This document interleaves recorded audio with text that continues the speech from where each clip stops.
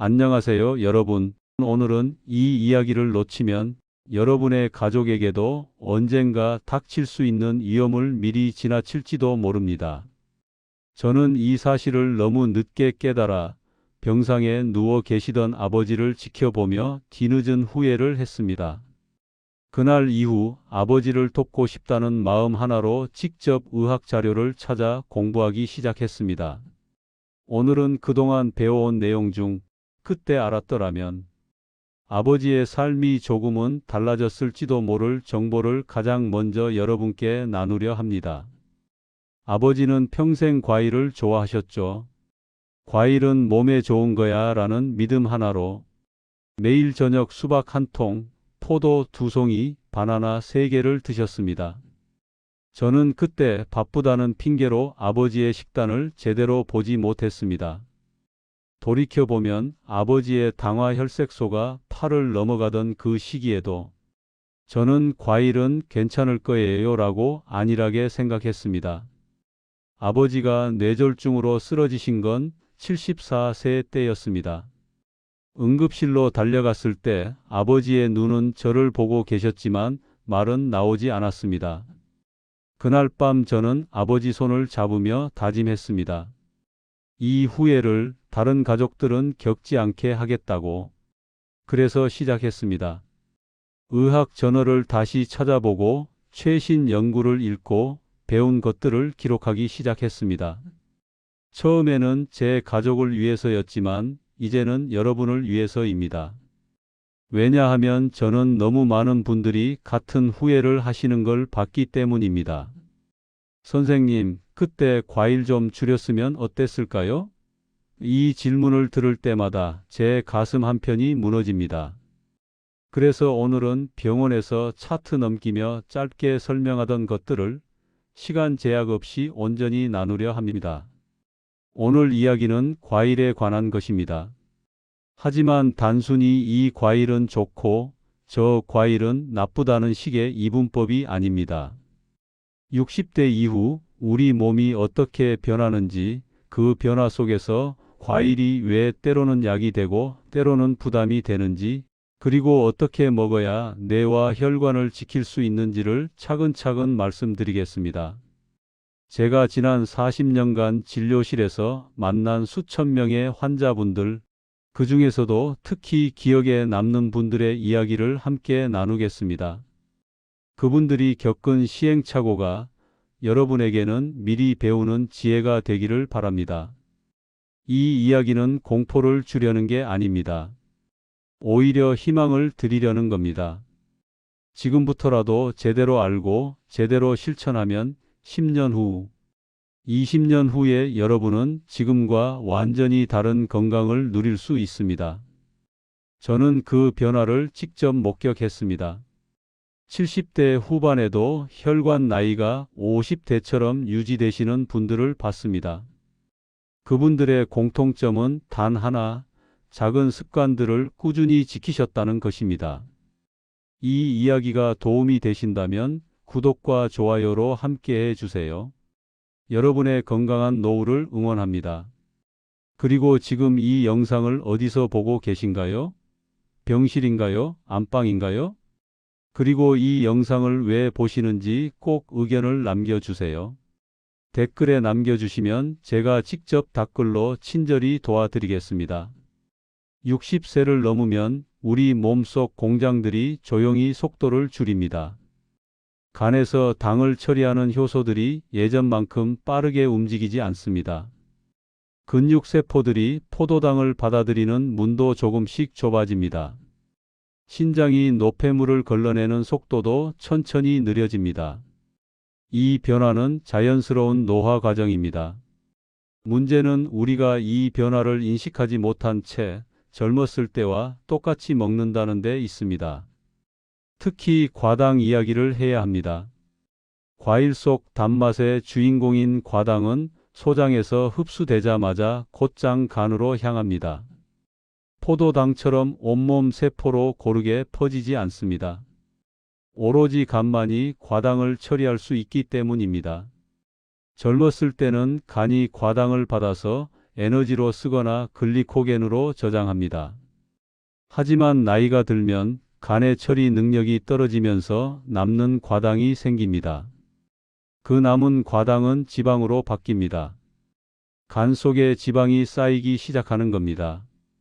2015년 미국 간학회지에 실린 연구를 보면 과당을 많이 섭취한 그룹에서 비알코올성 지방간 발생률이 유의미하게 높았습니다.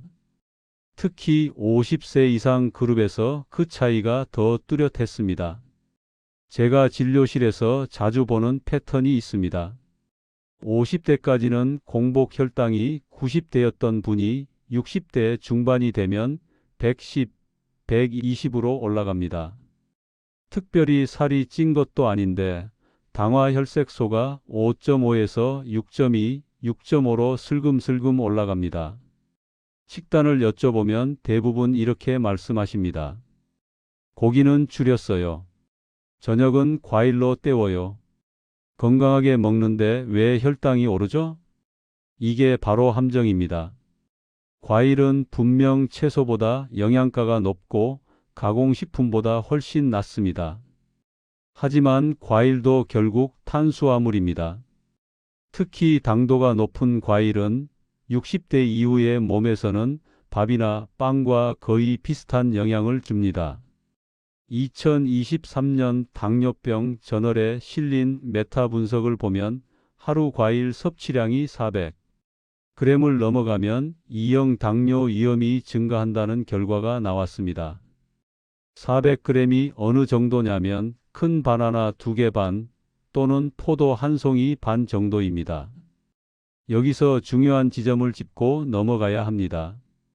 과일 자체가 나쁜 게 아닙니다. 오히려 적정량의 통과일은 당뇨와 심혈관 질환 위험을 낮춘다는 연구가 훨씬 많습니다. 문제는 세 가지입니다. 첫째, 당도가 매우 높은 과일입니다. 망고, 파인애플, 완전히 익은 바나나, 건포도처럼 당이 농축된 과일들입니다. 둘째, 형태입니다. 통째로 씹어 먹는 게 아니라 주스나 스무디로 마시거나 말려서 먹거나 통조림으로 먹는 경우입니다. 셋째, 먹는 방식입니다. 밥과 함께 먹지 않고 공복에 과일만 먹거나 식사 대신 과일로 때우는 경우입니다. 이 세 가지가 겹치면 피 속에 당이 폭발적으로 들어옵니다. 췌장은 급하게 인슐린을 쏟아냅니다. 간은 과부하가 걸립니다. 혈관벽은 당에 의해 손상받기 시작합니다. 혈당이 급격히 오르면 혈관 내벽 세포들이 스트레스를 받습니다. 이 과정에서 염증 물질이 나오고 혈관벽이 조금씩 굳어집니다. 의학 용어로는 죽상동맥 경화증이라고 합니다. 동시에 간에서는 중성지방이 만들어집니다. 과당이 많이 들어오면 간은 그걸 에너지로 쓰기보다 지방으로 저장하는 쪽을 선택합니다. 중성지방이 높아지면 나쁜 콜레스테롤이 올라가고 좋은 콜레스테롤은 내려갑니다. 이 상태가 10년, 20년 지속되면 어떻게 될까요? 뇌로 가는 혈관이 좁아지거나 막힙니다. 심장으로 가는 혈관도 마찬가지입니다. 그게 바로 뇌졸중이고 심근경색입니다. 지금 여러분은 하루에 과일을 얼마나 드시나요? 아침에 바나나 1개, 점심 후 사과 1개, 저녁에 수박 1조각, 자기 전에 귤 5개. 이렇게 먹으면 조금씩 먹는 것처럼 느껴지지만 실제로는 탄수화물 100g이 훌쩍 넘습니다. 밥으로 치면 2공기 반입니다. 그리고 그 과일을 어떻게 드시나요? 껍질째 씹어서 먹나요? 아니면 갈아서 주스로 마시나요? 식사와 함께 드시나요? 아니면 간식으로만 드시나요? 이 질문들에 대한 답이 10년 후 여러분의 혈관 나이를 결정합니다. 오늘 첫 번째 챕터에서 말씀드린 핵심은 이겁니다. 60대 이후에는 몸의 당 처리 능력이 떨어집니다. 같은 과일을 먹어도 젊을 때와 결과가 다릅니다. 과일이 나쁜 게 아니라 양과 형태와 먹는 방식이 중요합니다. 그렇다면 구체적으로 어떤 과일이 부담을 주고 어떤 과일이 도움이 될까요? 그리고 제가 진료실에서 만난 분 중에 과일 때문에 뇌졸중 직전까지 갔다가 돌아오신 분의 이야기를 다음 챕터에서 들려드리겠습니다. 그분의 변화 과정을 보시면 여러분도 충분히 할 수 있다는 확신이 드실 겁니다. 인터넷에 떠도는 건강 정보를 보면 망고와 바나나를 마치 독처럼 묘사하는 글들이 많습니다. 60대 이후 절대 먹으면 안 되는 과일, 당뇨 환자, 사망 과일 같은 자극적인 제목들입니다. 하지만 진실은 조금 다릅니다. 이 과일들이 독은 아닙니다. 다만 조심해서 먹어야 하는 과일입니다. 양과 빈도를 철저히 관리해야 하는 과일입니다. 망고를 예로 들어보겠습니다. 중간 크기 망고 한 개에는 탄수화물이 약 50g 들어 있습니다. 여기에 과당이 23g 정도 포함되어 있습니다. 혈당 지수는 60 정도로 흰 쌀밥과 비슷한 수준입니다. 문제는 망고를 어떻게 먹느냐입니다. 망고 한 개를 껍질 벗겨 천천히 씹어 먹으면 섬유질이 함께 들어가면서 혈당 상승이 조금은 완만해집니다. 하지만 망고 주스나 망고 빙수로 먹으면 완전히 다른 이야기가 됩니다. 섬유질은 거의 없고 당만 액체 상태로 쏟아져 들어옵니다. 바나나는 흥미로운 과일입니다. 같은 바나나라도 익은 정도에 따라 혈당 지수가 크게 달라집니다. 초록색이 조금 남아있는 덜 익은 바나나는 저항성 전분이 많아서 혈당 지수가 40 정도입니다. 하지만 껍질에 검은 반점이 생긴 완전히 익은 바나나는 저항성 전분이 당으로 바뀌면서 혈당 지수가 70까지 올라갑니다. 그래서 제가 환자분들께 드리는 조언은 이겁니다. 바나나를 드시려면 노란색이지만 아직 단단한 것을 고르세요. 그리고 하루 반 개에서 한 개 이내로 드세요. 포도는 알이 작아서 조금만 먹는다는 착각을 불러일으킵니다. 하지만 포도 한 송이는 보통 200g에서 300g입니다. 여기에 탄수화물이 40g에서 60g 들어 있습니다. 밥 한 공기와 맞먹습니다. 게다가 포도는 껍질째 먹기 때문에 멈추기가 어렵습니다. 텔레비전 보면서 포도 한 송이를 순식간에 비우는 분들이 많습니다. 생 파인애플은 사실 그렇게 나쁘지 않습니다. 혈당 지수가 56 정도로 중간 수준입니다. 문제는 통조림 파인애플과 말린 파인애플입니다. 통조림 파인애플은 시럽에 절여져 있습니다. 파인애플 자체의 당에 시럽의 당까지 더해집니다. 말린 파인애플은 수분이 빠지면서 당이 농축됩니다. 같은 무게를 먹어도 당 섭취량이 몇 배로 늘어나는 겁니다. 이쯤에서 한 분의 이야기를 들려드리겠습니다. 74세 택시 기사였던 김호철님입니다. 호철님은 5년 전 제 외래에 처음 오셨습니다.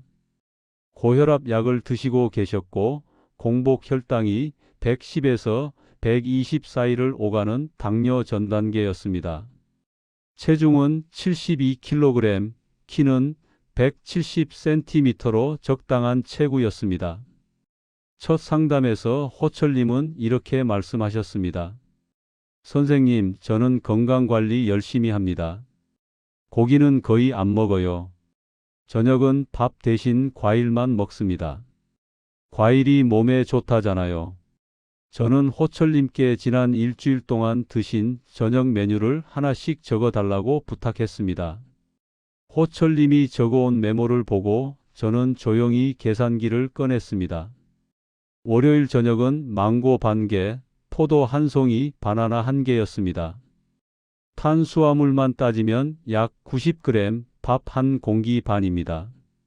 화요일은 수박 큰 조각 5개와 참외 2개였습니다. 역시 탄수화물 80g 정도였습니다. 호철님은 과일만 먹으니까 속도 편하고 건강한 것 같다고 말씀하셨지만 숫자는 달랐습니다. 3개월 전 검사와 비교했을 때 공복 혈당은 132로 올라 있었고 당화 혈색소는 6.4에서 7.1로 뛰었습니다. 더 심각한 건 초음파 결과였습니다. 간에 지방이 상당히 쌓여 있었습니다. 중성지방 수치는 250을 넘어가 있었습니다. 진실을 마주한 순간 저는 호철님께 조심스럽게 말씀드렸습니다. 호철님, 과일 자체가 나쁜 건 아닙니다. 하지만 지금 드시는 방식은 과일이 아니라 당 폭탄에 가깝습니다. 저녁 식사를 과일로만 드시면 순간적으로는 칼로리가 낮을 수 있지만 몸속에서는 엄청난 혼란이 일어납니다. 호철님은 고개를 갸웃하셨습니다. 평생 과일은 건강식이라고 믿어온 분이었으니까요. 저는 화이트보드에 그림을 그려가며 설명했습니다.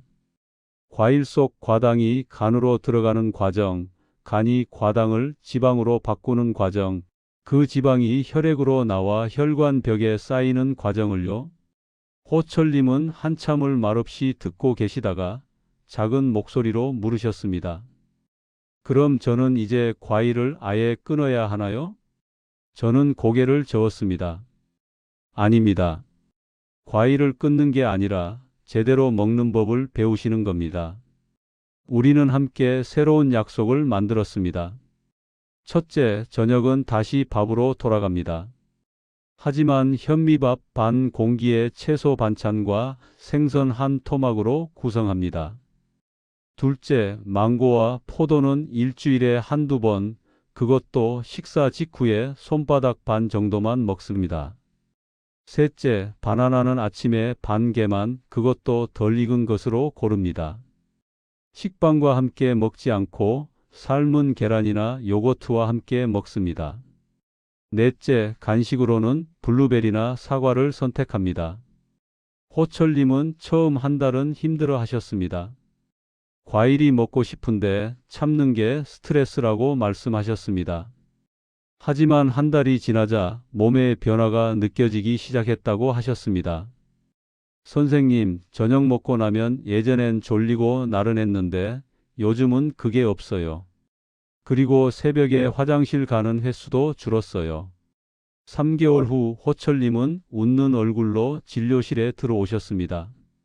검사 결과를 보니 공복 혈당은 112로 내려왔고 당화 혈색소는 6.5로 떨어졌습니다. 중성지방은 160, 간 초음파에서도 지방간이 많이 호전되었습니다. 호철님이 마지막에 하신 말씀이 지금도 생생합니다. 선생님, 저는 과일을 끊은 게 아니라 과일과 제대로 된 관계를 맺은 것 같아요. 이제 구체적인 방법을 정리해 드리겠습니다. 망고는 주스나 빙수가 아니라 생과일로만 드십시오. 한 번에 먹는 양은 손바닥 반 정도 얇게 썬 두세 조각이면 충분합니다. 일주일에 한두 번 이내로 제한하십시오. 바나나는 까맣게 익은 것보다 노란색이면서 단단한 것을 고르십시오. 하루 반 개에서 한 개 이내, 가능하면 아침에 단백질과 함께 드십시오. 견과류나 그릭 요거트와 함께 먹으면 혈당 상승 속도가 늦춰집니다. 포도는 송이째 먹지 마시고 알 개수로 관리하십시오. 한 번에 10개에서 15개 정도 식사 직후에 곁들이는 선이 좋습니다. 텔레비전 보면서 무의식적으로 먹지 마십시오. 파인애플은 생과일 기준으로 조각 두세 개, 약 80에서 100g 정도가 적당합니다. 통조림이나 말린 파인애플은 가능하면 다른 과일로 대체하십시오. 여기서 많은 분들이 궁금해하시는 것들을 정리하겠습니다. 포도를 먹으면 신장 결석이 생긴다던데요. 포도는 옥살산이 중간 정도 들어있는 과일로 분류됩니다. 일반적인 양을 먹을 때는 결석의 주범이 아닙니다.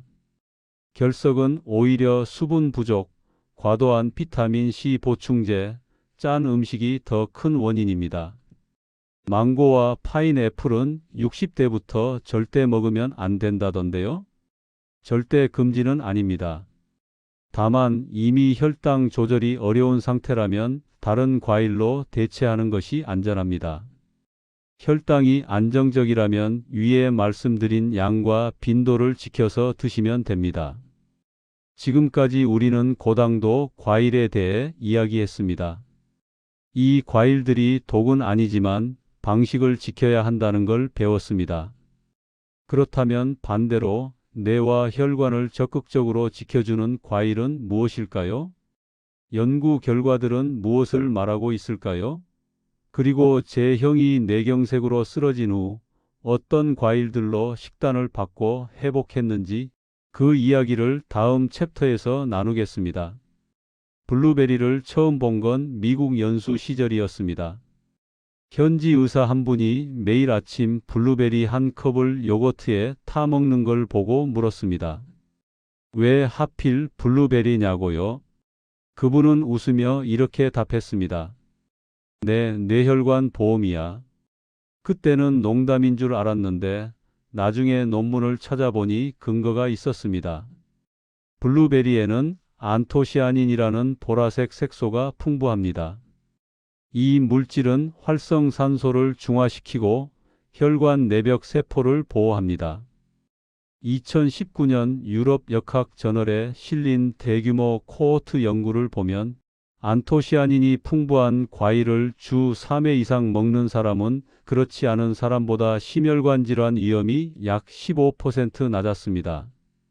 블루베리의 또 다른 장점은 낮은 당도입니다.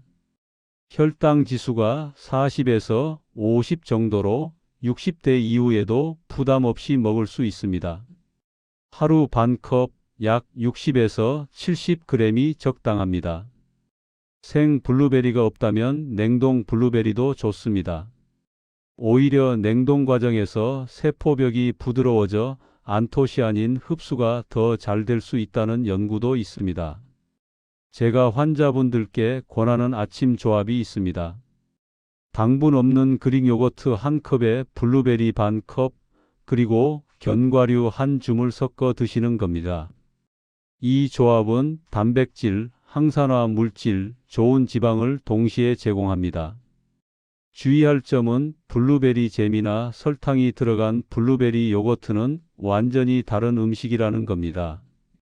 가공당이 들어가는 순간 블루베리의 장점은 사라지고 당이 단점만 남습니다. 하루 사과 한 개면 의사가 필요 없다는 속담이 있습니다. 과장이 아닙니다. 2020년 영국 의학 저널에 실린 연구를 보면 사과를 하루 한 개 이상 먹는 사람은 그렇지 않은 사람보다 뇌졸중 위험이 약 20% 낮았습니다. 심근경색 위험도 비슷한 수준으로 낮았습니다. 사과가 특별한 이유는 세 가지입니다. 첫째, 케르세틴이라는 항산화 물질이 들어 있습니다. 이 물질은 혈관 내 염증을 줄이고 혈관 내피 기능을 개선합니다. 둘째, 펙틴이라는 수용성 식이섬유가 풍부합니다. 펙틴은 장에서 나쁜 콜레스테롤을 흡착해 배출시킵니다. 동시에 식후 혈당 상승을 완만하게 만듭니다. 셋째, 혈당 지수가 낮습니다. 사과의 혈당 지수는 약 38로 같은 양의 탄수화물을 먹어도 혈당이 천천히 오릅니다. 제가 권하는 방법은 이렇습니다.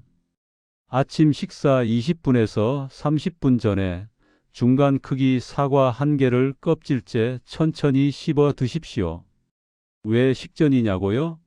사과의 펙틴이 위장에 먼저 들어가면 이후 들어오는 음식의 당 흡수 속도를 늦춰줍니다. 일종의 방패막 역할을 하는 겁니다. 이후 아침 식사에서 밥이나 빵을 평소보다 조금 줄이십시오. 사과 한 개에도 탄수화물 25g이 들어 있으니까요. 절대 하지 말아야 할 것은 사과 주스입니다. 사과 주스는 사과가 아닙니다. 섬유질은 거의 없고 당만 액체로 농축되어 있습니다. 시중에 파는 사과 주스 한 컵에는 사과 서너 개 분량의 당이 들어 있지만 섬유질은 거의 없습니다. 토마토를 과일로 분류할지 채소로 분류할지는 학자들 사이에서도 논쟁거리입니다. 하지만 식물학적으로는 과일입니다. 토마토의 핵심 성분은 라이코펜입니다. 이 붉은 색소는 강력한 항산화 물질로 혈관 건강과 연관된 여러 연구들이 있습니다. 2018년 유럽 영양학 저널에 실린 메타 분석을 보면 라이코펜 섭취가 많은 그룹에서 수축기 혈압이 평균 4mm 낮았고 LDL 콜레스테롤도 약 10mg 낮았습니다. 다만 모든 연구가 극적인 효과를 보여주는 건 아닙니다. 토마토만으로 약을 대신할 수는 없습니다. 하지만 좋은 식단의 한 축으로 충분히 가치가 있습니다. 토마토의 장점은 낮은 칼로리와 풍부한 칼륨입니다. 한국인은 나트륨 섭취가 많은 편인데 칼륨은 나트륨 배출을 도와 혈압 조절에 도움이 됩니다. 흥미로운 점은 토마토는 날 것보다 익혀 먹을 때 라이코펜 흡수율이 더 높아진다는 겁니다. 열을 가하면 세포벽이 무너지면서 라이코펜이 더 잘 나옵니다. 제가 아침마다 해 먹는 메뉴가 있습니다. 방울토마토 5개를 반으로 자르고 달걀 2개와 함께 올리브유에 살짝 볶습니다. 기름이 라이코펜 흡수를 돕습니다. 주의할 점은 케첩이나 설탕이 든 토마토 주스입니다. 이런 가공 제품은 토마토의 장점보다 나트륨과 당의 문제가 더 큽니다. 아보카도는 독특합니다. 과일 중 거의 유일하게 당이 거의 없고 지방이 많습니다. 그것도 좋은 지방, 불포화지방산이 풍부합니다. 2022년 미국 심장학회지에 실린 연구를 보면 일주일에 아보카도를 2번 이상 먹는 사람은 그렇지 않은 사람보다 심혈관 질환 위험이 약 21% 낮았습니다. 아보카도의 불포화지방은 LDL 콜레스테롤을 낮추고 HDL 콜레스테롤을 높이는 데 도움이 됩니다. 동시에 포만감을 오래 유지시켜 과식을 방지합니다. 하루 반 개에서 1개가 적당합니다. 열량이 높은 편이라 체중 조절이 필요하신 분은 하루 1개를 넘기지 마십시오. 통밀빵 위에 아보카도를 으깨 발라 먹거나 샐러드에 올리브유와 식초를 뿌려 함께 드시면 좋습니다. 주의할 점은 신장 기능이 많이 떨어진 분입니다. 아보카도는 칼륨이 많아 신장이 칼륨을 제대로 배출하지 못하면 문제가 될 수 있습니다. 만성 콩팥병 3기 이상이시라면 주치의와 상의 후 드십시오.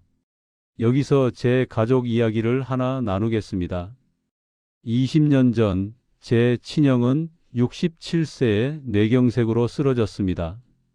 형은 술과 담배를 끊은 지 오래였고 주말마다 등산도 다니던 사람이었습니다. 형의 말버릇이 있었습니다. 나는 고기보다 과일이 좋아. 저녁에 과일 한 접시 먹으면 속이 편해. 그 과일 한 접시에는 겨울엔 귤 10개 이상, 여름엔 수박과 포도가 가득했습니다. 형은 밥을 줄이고 과일을 늘리면 건강해진다고 믿었습니다. 뇌경색으로 입원했을 때 형의 당화 혈색소는 7.2였습니다. 지방간과 고지혈증도 함께 있었습니다. 저는 그때야 깨달았습니다. 형이 평생 먹어온 건강한 저녁이 사실은 당 폭탄이었다는 걸요.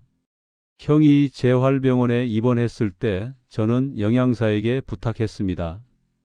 간식으로 나가는 과일 주스와 통조림 과일을 빼고 대신 사과 반 개와 요거트를 달라고요. 점심과 저녁에는 방울토마토, 아보카도, 잎채소 중심의 샐러드를 추가했습니다.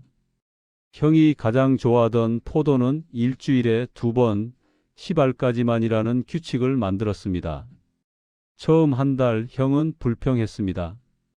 과일이 먹고 싶은데 왜 이렇게 적게 주냐고요? 하지만 2달째부터 형의 표정이 달라졌습니다. 동생아, 요즘 머리가 맑아진 것 같아. 그리고 식후에 졸린 게 없어. 3개월 후 형은 말을 어느 정도 회복했습니다. 혈당은 110대로 떨어졌고 중성지방도 150대로 내려왔습니다. 퇴원하는 날 형이 제 손을 잡고 말했습니다. 이제 알겠어. 포도는 간식이 아니라 약처럼 먹어야겠구나. 과일도 공부를 해야겠네. 그날 이후로 저는 환자분들께 과일을 설명할 때 항상 형을 떠올립니다. 좋은 과일과 나쁜 과일이 아니라 어떻게 먹느냐에 따라 달라지는 과일의 얼굴을 강조하게 된 이유입니다. 형은 지금도 매일 아침 사과 한 개를 드십니다. 점심엔 방울토마토 샐러드를, 저녁엔 아보카도 반 개를 곁들입니다. 일주일에 2번 형수님과 함께 블루베리 요거트를 나눠 드십니다. 형의 당화 혈색소는 5.8로 유지되고 있습니다. 재발 없이 70년째 건강하게 지내고 계십니다. 지금까지 우리는 뇌와 혈관을 지키는 4가지 과일을 배웠습니다. 블루베리, 사과, 토마토, 아보카도. 이 과일들은 연구와 경험이 증명한 안전한 선택지입니다. 하지만 아무리 좋은 과일도 먹는 방식이 잘못되면 독이 될 수 있습니다. 그렇다면 60대 이후 과일을 어떻게 먹어야 안전할까요? 하루 예산은 얼마나 될까요? 주스와 통과일은 정말 다를까요? 마지막 챕터에서 실전 가이드를 드리겠습니다. 많은 분들이 과일은 많이 먹어도 괜찮다고 생각합니다. 하지만 60대 이후에는 과일에도 예산이 필요합니다. 세계보건기구와 미국 당뇨병학회 가이드라인을 보면 하루 과일 섭취량으로 1회에서 2회, 총 200에서 400g을 권장합니다. 1인분은 대략 이렇습니다. 중간 크기 사과 1개, 작은 바나나 1개, 블루베리 반 컵, 방울토마토 10개 정도입니다. 60대 이후, 특히 당뇨 전 단계나 당뇨가 있으신 분이라면 하루 과일을 2번 이내로 제한하시고 그 2번을 이렇게 구성하시길 권합니다. 첫 번째는 저당도 과일입니다. 사과, 블루베리, 키위, 딸기 같은 과일입니다. 두 번째는 채소에 가까운 과일입니다. 토마토, 아보카도처럼 당이 적고 다른 영양소가 풍부한 과일입니다. 구체적으로 어떻게 배분할까요? 제가 진료실에서 드리는 예시입니다. 아침에는 사과 1개를 식전 30분에 드십시오. 이후 식사에서 밥을 평소보다 4분의 1 정도 줄이십시오. 점심 식사 후에는 방울토마토 5개를 샐러드로 드십시오.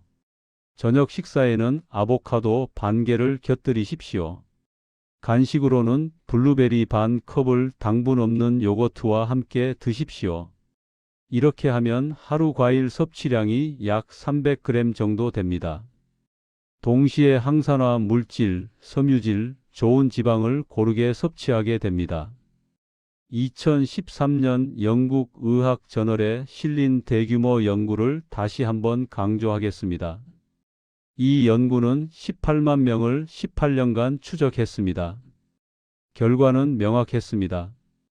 블루베리, 사과, 포도를 통째로 먹는 사람은 2형 당뇨 위험이 낮았습니다.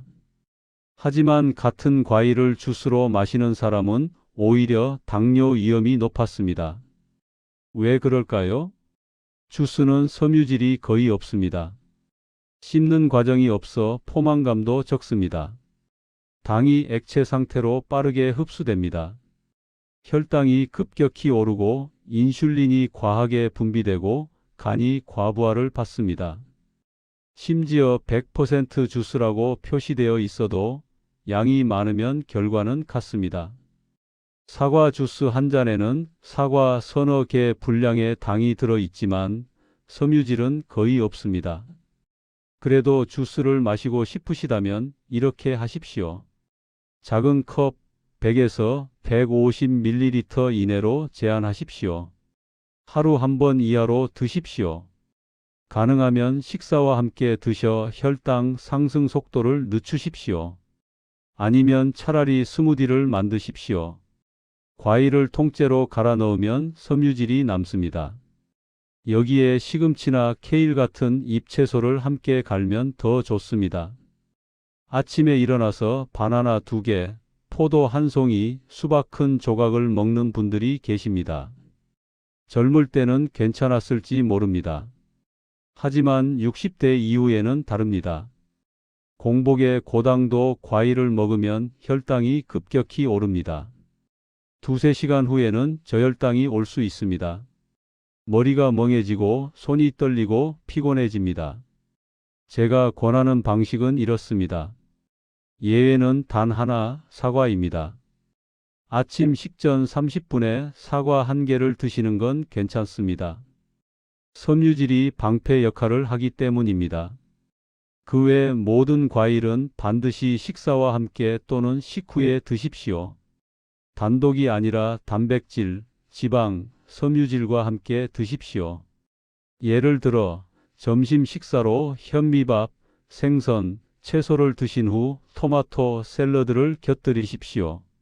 저녁 식사 후에 블루베리 반 컵을 요거트와 함께 드십시오. 이렇게 하면 전체 혈당 곡선이 완만해집니다. 과일이 부담이 되지 않고 오히려 도움이 됩니다. 진료실에서 자주 듣는 잘못된 믿음들을 바로잡겠습니다. 당뇨에는 과일을 완전히 끊어야 한다. 아닙니다. 연구들을 보면 적절한 양의 통과일은 오히려 2형 당뇨 위험을 낮춥니다. 문제는 과일 자체가 아니라 양과 형태입니다. 과일만 먹는 단식이 혈관 청소에 좋다? 절대 아닙니다. 고당도 과일로 단식을 하면 단기간 체중은 빠질 수 있습니다. 하지만 지방간, 혈당 변동, 근육 감소가 악화될 위험이 큽니다. 특히 60대 이후에는 절대 하지 마십시오. 말린 과일이나 통조림은 양이 적으니 괜찮다. 정반대입니다. 건포도, 말린 파인애플은 수분이 빠지면서 당이 농축됩니다. 같은 무게에 당이 몇 배씩 들어갑니다. 통조림 과일은 시럽에 절여져 있어 당이 더 많습니다. 지금 여러분의 냉장고를 떠올려 보십시오. 어떤 과일이 들어있나요? 그 과일을 어떻게 드시나요? 통째로 씹어 드시나요? 아니면 주스로 만들어 드시나요? 아침에 일어나서 제일 먼저 드시는 게 무엇인가요? 공복에 바나나인가요? 아니면 식사 후 사과인가요? 저녁 식사를 과일로 대신하고 계시진 않나요? 이 질문들에 대한 답이 10년 후 여러분의 혈관 나이를 결정합니다. 모든 사람에게 같은 방법이 통하는 건 아닙니다. 60대 초반이고 혈당이 정상이시라면 위에 말씀드린 예산 안에서 다양한 과일을 드셔도 괜찮습니다. 하지만 70대 이상이거나 이미 당뇨나 고지혈증이 있으시다면 고당도 과일은 최대한 줄이시고 저당도 과일 위주로 드십시오. 신장 기능이 떨어진 분은 칼륨이 많은 과일을 조심하셔야 합니다. 바나나, 아보카도, 키위는 칼륨이 많습니다. 주치의와 상의하십시오. 혈액 응고 억제제를 드시는 분은 비타민 K가 많은 식품과의 상호작용을 고려하셔야 합니다. 과일을 두려워하지 마십시오. 하지만 무조건 믿지도 마십시오. 과일은 자연이 준 선물이지만 60대 이후에는 그 선물을 현명하게 받아야 합니다. 통째로 씹어 드십시오. 주스는 예외로 두십시오. 하루 예산을 정하십시오. 그 안에서 다양하게 드십시오. 식사와 함께 드십시오. 공복 과일은 사과 외에는 피하십시오. 이 4가지 원칙만 지키셔도 과일은 여러분의 뇌와 혈관을 지키는 든든한 파트너가 될 겁니다. 오늘 긴 이야기를 여기까지 들어주셔서 감사합니다. 마지막으로 핵심만 정리하겠습니다. 첫째, 60대 이후에는 같은 과일도 결과가 달라집니다. 간, 췌장, 신장의 기능이 떨어지면서 과도한 당과 과당은 지방간, 고지혈증, 당뇨를 더 쉽게 부릅니다. 젊을 때처럼 먹으면 안 됩니다. 둘째, 망고, 바나나, 포도, 파인애플은 금지 과일이 아닙니다. 하지만 양, 빈도, 형태를 엄격히 관리해야 합니다. 주스, 통조림, 말린 형태는 가능하면 피하십시오. 드신다면 일주일에 한두 번 소량만 식사 직후에 드십시오. 셋째, 블루베리, 사과, 토마토, 아보카도는 안전한 선택입니다. 연구와 경험이 증명한 과일들입니다. 하지만 이것만 먹는다고 약을 대신할 수는 없습니다. 좋은 식단의 한 축으로 생각하십시오. 넷째, 통째로 씹어서 적당량을 식사 안에서 드십시오. 주스, 스무디, 말린 과일, 통조림은 예외적인 날에 디저트로만 두십시오. 매일의 습관이 되어서는 안 됩니다. 사람을 살리는 건 대단한 비밀약이 아닙니다. 10년, 20년 동안 반복된 작은 선택들입니다. 저는 뇌졸중으로 쓰러진 후 후회하시는 분들을 정말 많이 봤습니다. 그때 과일 좀 줄였으면 어땠을까요?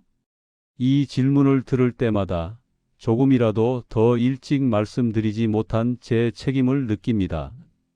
그래서 오늘 이 영상을 만들었습니다. 병원의 입장이 아니라 여러분의 노후를 함께 걱정하는 한 노의사로서 말씀드렸습니다. 제 아버지는 과일을 사랑하셨습니다. 하지만 그 사랑이 방법을 몰라 결국 뇌졸중으로 이어졌습니다.